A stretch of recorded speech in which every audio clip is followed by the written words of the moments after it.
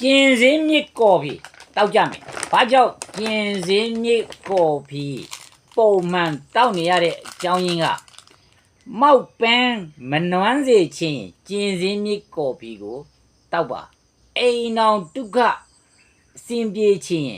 ကျင်စင်းမြစ်ကော်ဖီကိုတောက်ပါပုံမှန်တောက်ရင်မောက်ပန်းအမြဲလမ်းနေမှာယုံကြည်လိုက်ပါချစ်မိတ်ဆွေကိုယ်တိုင်တောက်လို့ကိုယ်တိုင်လာပြောပြတာနော်မိတ်ဆွေညီကိုမောင်နှမတို့ကျွန်တော်တို့ယောက်ျားတွေအသက်40ကျော်သွားလို့ရှိရင်စိတ်ကြယောဂလူတိုင်း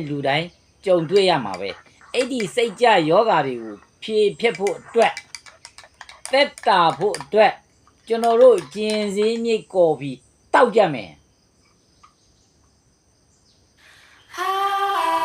ကျင်စင်းမြစ်ဒီလူတိုင်းသိတယ်ဆေးဘက်ဝင်မှန်း